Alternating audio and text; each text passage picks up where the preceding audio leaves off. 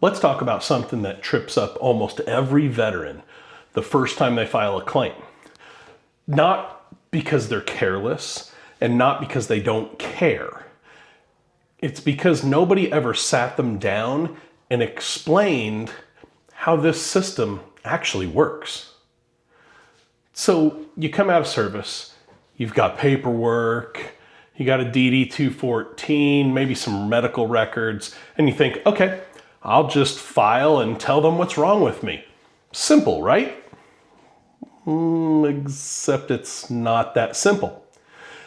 And I've watched plenty of veterans, good, sharp, capable people, including myself, make the same handful of mistakes over and over again. Not because they're doing anything wrong on purpose, because nobody explained where the tripwires are at. So today, I want to walk through 5 mistakes that I see all the time when veterans start entering claims. This isn't about scaring you. It's about helping you walk in with your eyes wide open. So mistake number 1, assuming the VA already knows your story. Here's the thing. A lot of veterans don't realize that the VA doesn't automatically connect the dots for you. You might know exactly what happened to you, when it happened to you, and how it's affected your life every day since.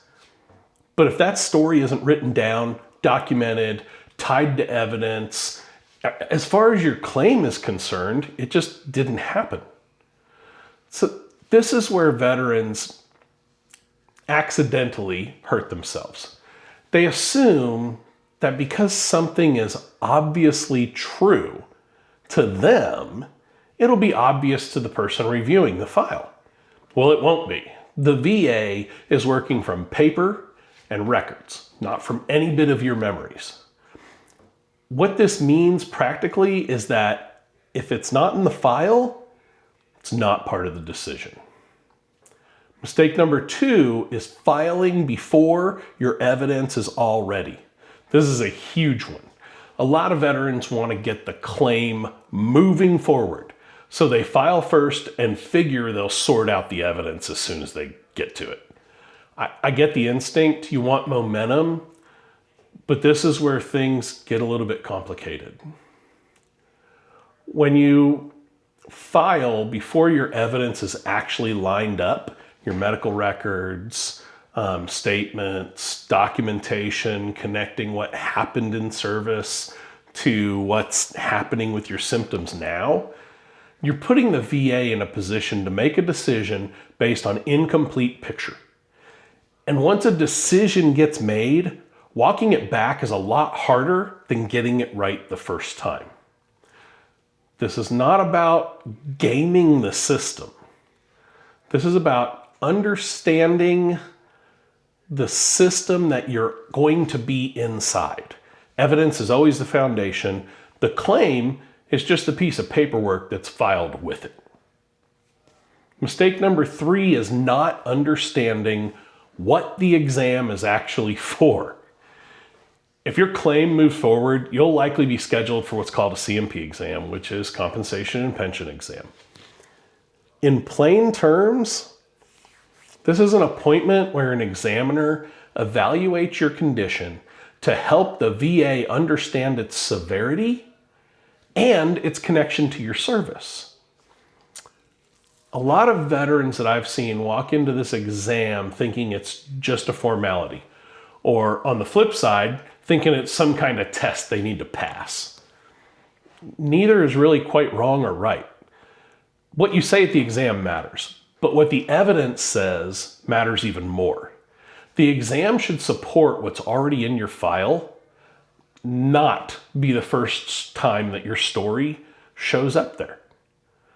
Veterans, if you're out there and you walk in unprepared, you downplay your symptoms because you don't want to seem dramatic or don't realize what's actually being evaluated, that's where ratings get big time knocked around. And you don't expect it to happen. So be prepared. Mistake 4, not knowing what service connection really means. This phrase gets thrown around so much, and a lot of veterans and families don't have a clear picture of what it actually means. So, service connection is the link that the VA needs to see between something that happened or started during your time in service and a condition that you're dealing with now. Sometimes that connection is very clear. Sometimes it's not, especially for conditions that show up like later in life or conditions that are connected to something else that's already been established and connected. That second kind is a secondary condition, and it's one of the most misunderstood parts of the whole process and underutilized. Here's the part the VA does not explain clearly. A lot of claims fail, not because the condition isn't real, but because the connection was never properly built and documented for them to see. Mistake 5 is treating the first decision as the final word, the doomsdayer. This might be the most important one and the most common one.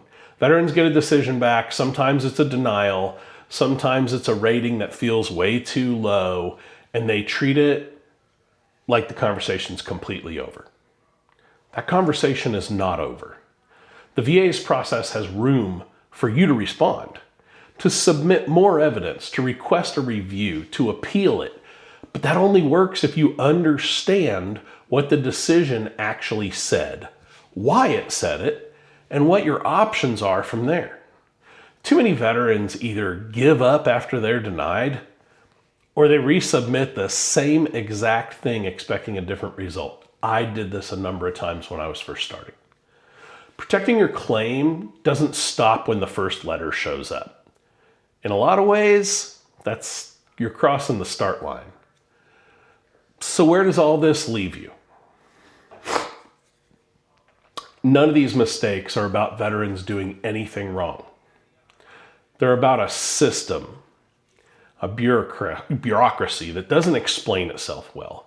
And veterans and families deserve better information than they are ever given by our system. If there's one thing that I want you to walk away with, it's this. Slow down before you file.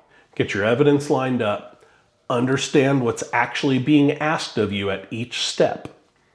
And don't assume the first answer you get is the last answer you get. Hey, thanks for watching. If you got something out of this video, please like, share, and subscribe. It helps me get the word out to more and more veterans so that they can be more and more successful in their journey. Take care of one another. I'll see you in the next one.